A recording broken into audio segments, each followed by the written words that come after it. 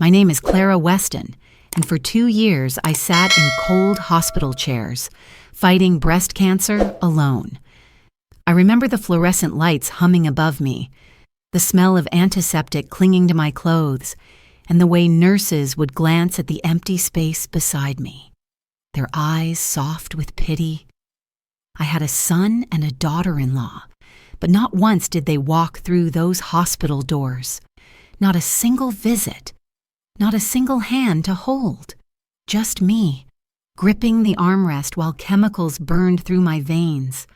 I used to stare at my phone during those endless treatments, waiting for a call that never came. Sometimes I dialed Daniel's number, my only child, rehearsing what I'd say if he actually answered. I'm scared. I don't want to do this alone. But the line always went to voicemail, and after a while, I stopped trying. The silence from him and Marissa was louder than any pain the cancer caused me. It told me something I had refused to believe for years. When life turned dark, I couldn't count on my own family.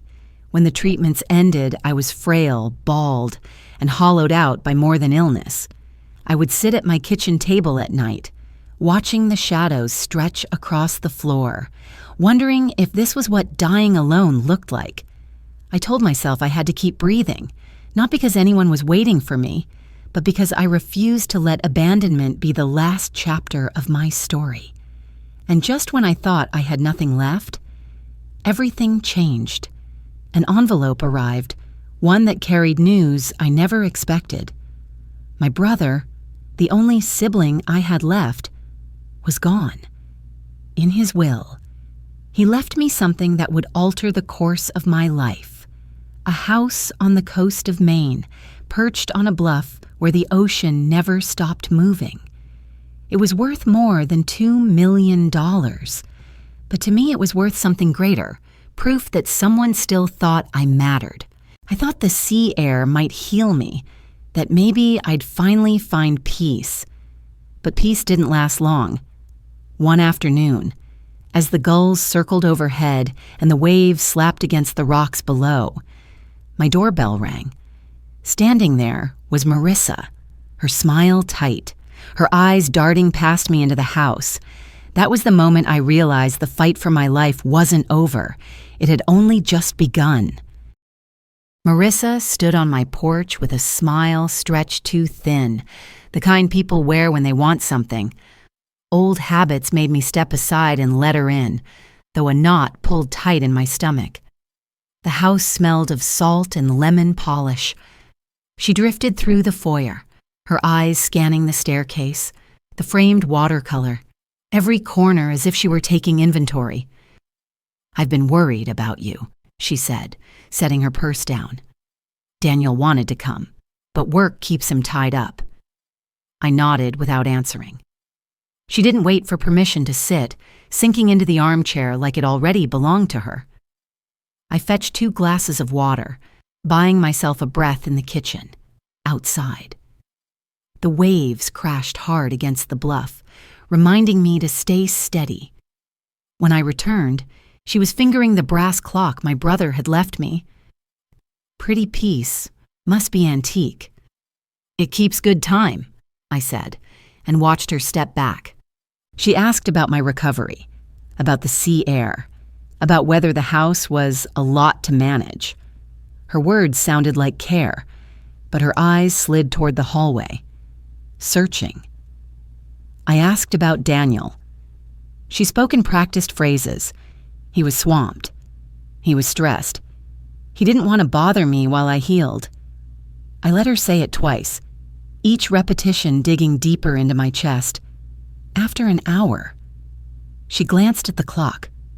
"I should go," she said, patting her coat pockets. "I brought you chamomile tea. It must still be in the car."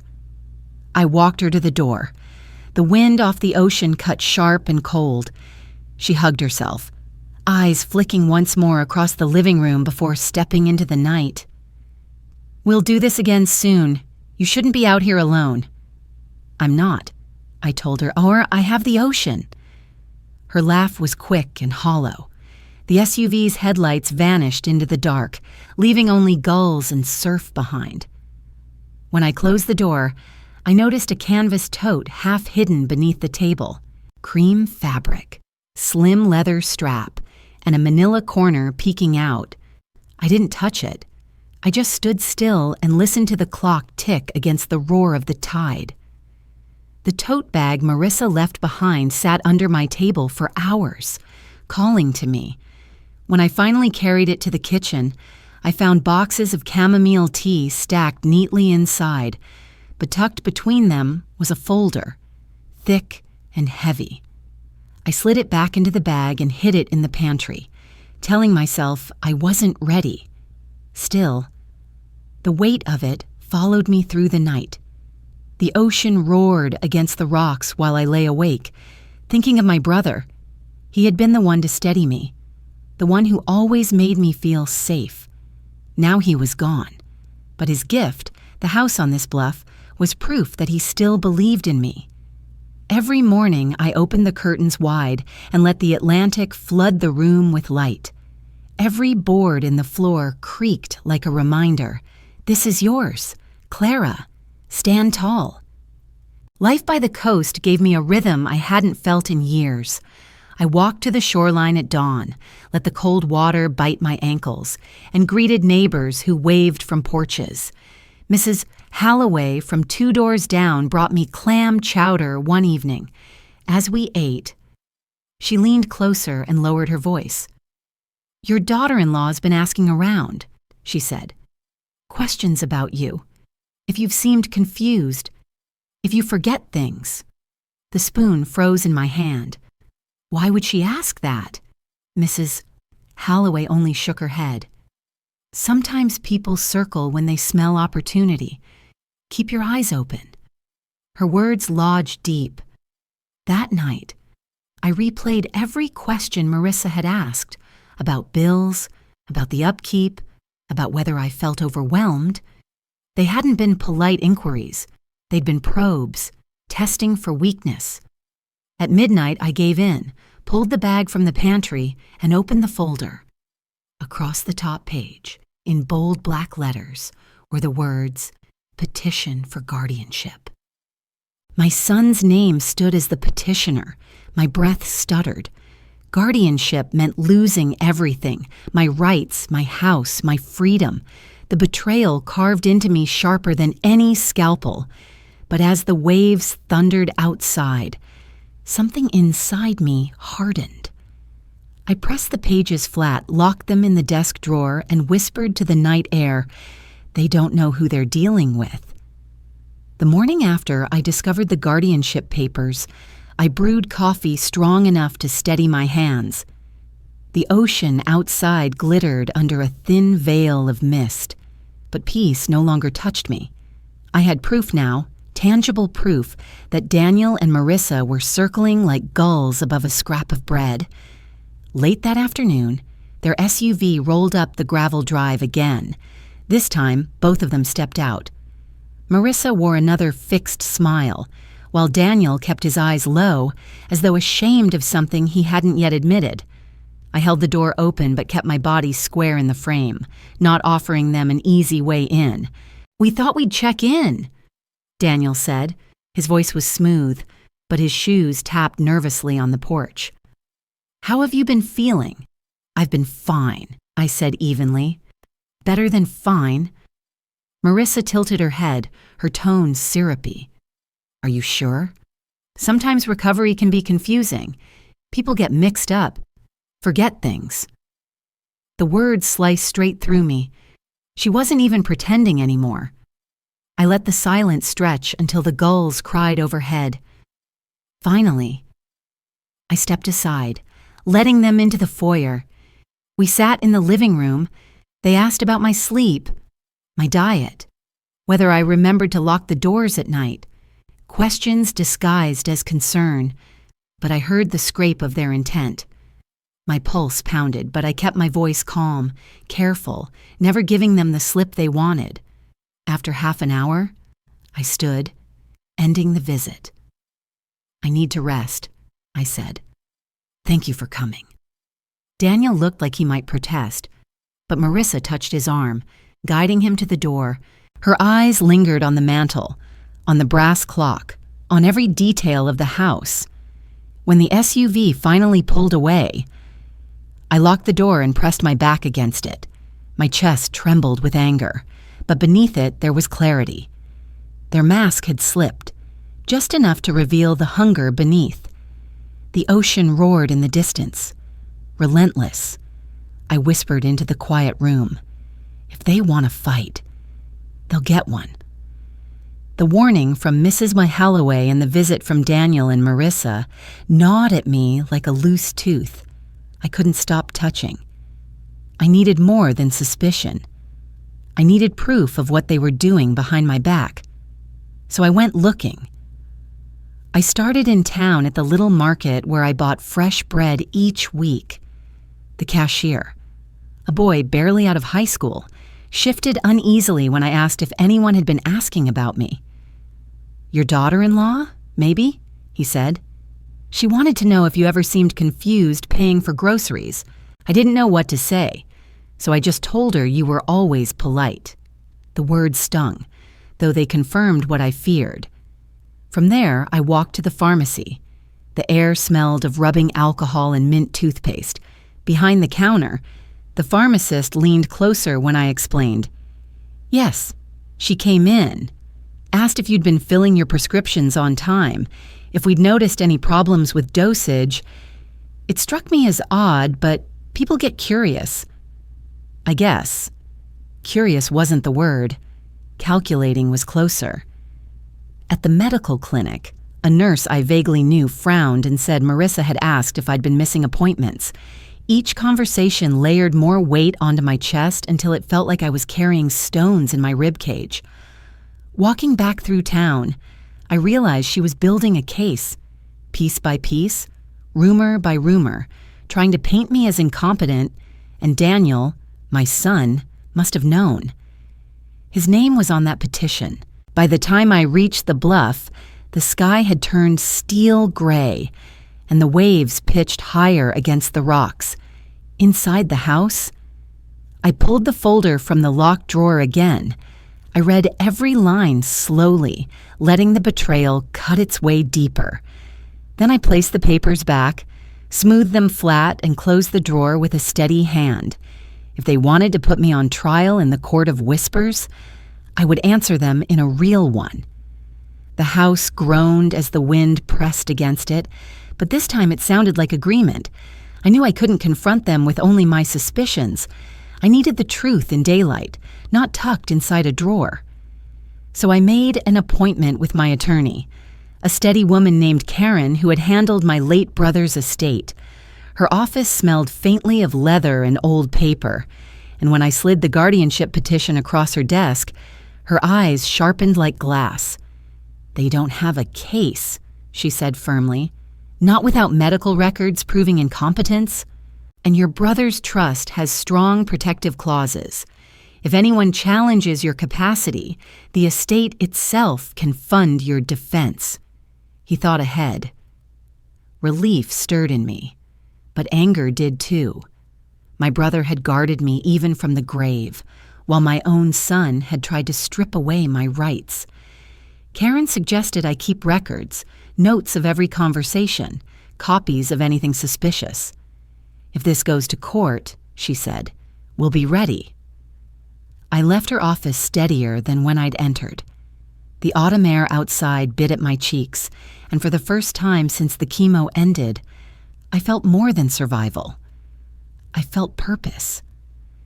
A week later, Daniel and Marissa accepted my invitation to lunch.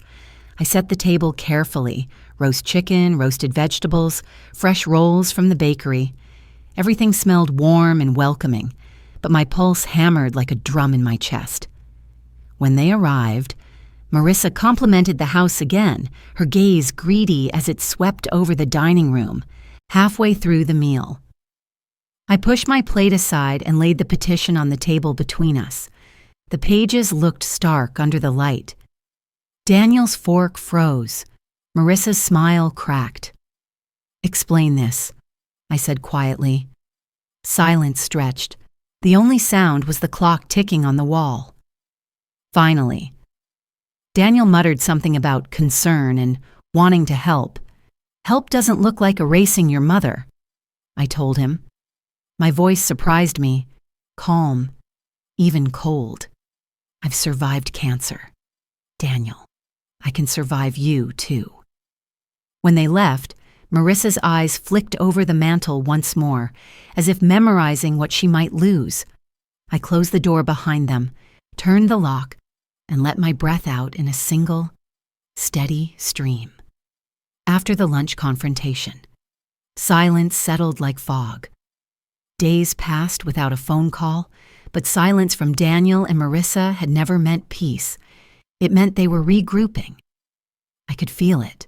The air around the house seemed tighter, as if the walls themselves braced for another blow. I followed my lawyer's advice. I wrote everything down, the dates they visited, the words they used, even the tilt of Marissa's smile when she glanced at the mantel clock. Each note was a shield. I wasn't just living, I was preparing.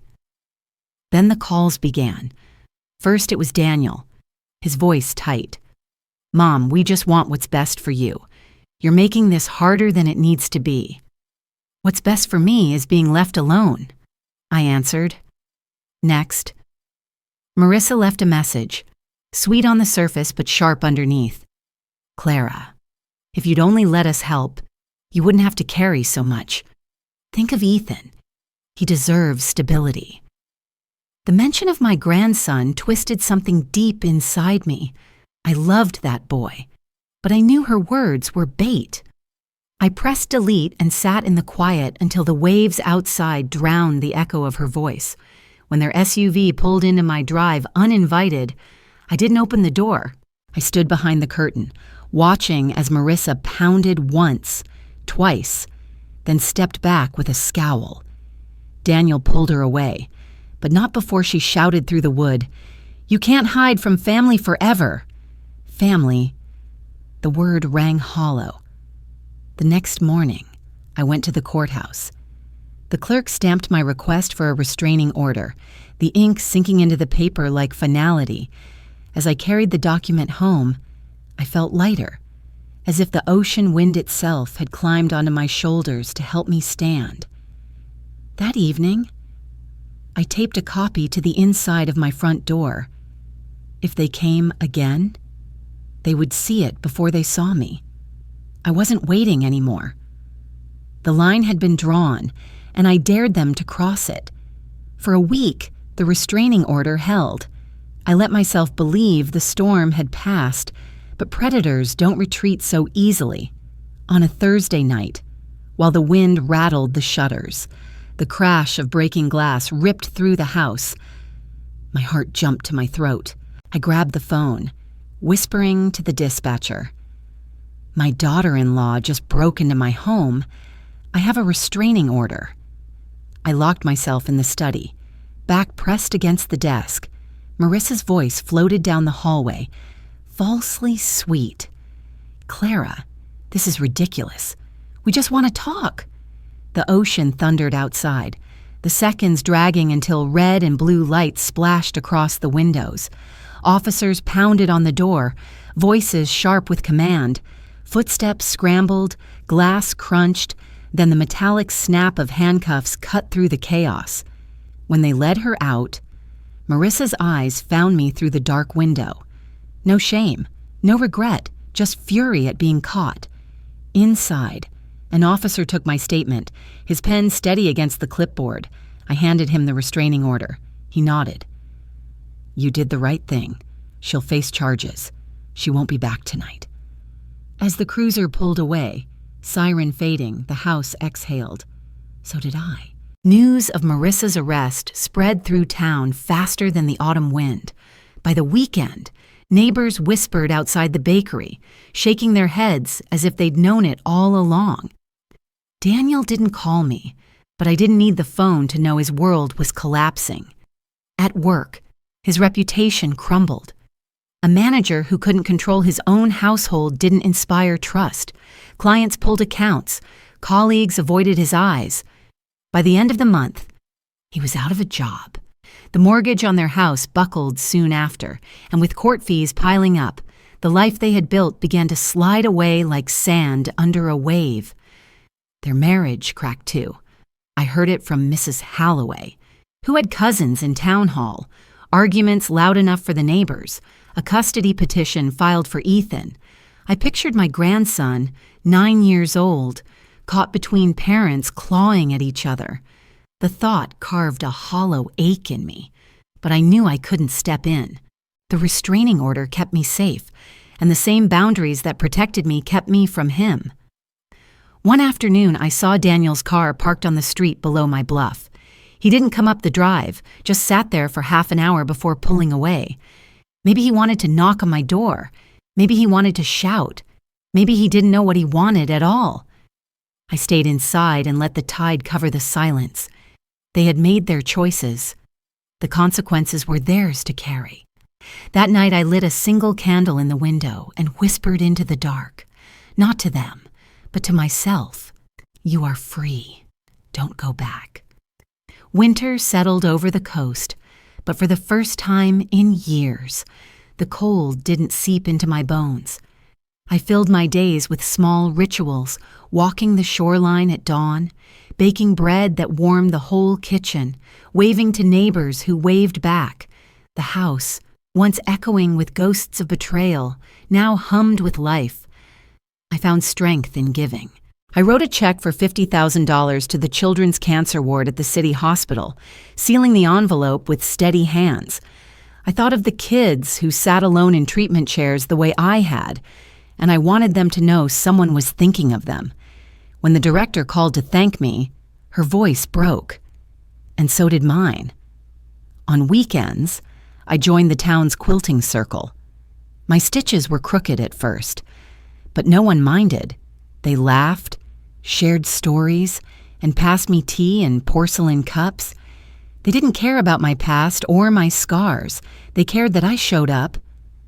Slowly, a new kind of family took shape around me, the kind built not by blood, but by choice. One evening, standing on the bluff, I watched the horizon bleed orange and violet. The ocean, restless and endless, mirrored the fight inside me, wild but enduring. I thought of Daniel, of Marissa, of the wreckage they had made. I wished them healing, but I knew they no longer had a place in my life. Family is who shows up, I whispered to the waves, and I found mine. The tide answered with a crash that felt like applause. I turned from the water and walked back inside my warm, steady home, carrying peace in my chest like a flame that would never go out. Thank you for watching. If you enjoy these family drama and revenge stories, please subscribe and join me for more every day.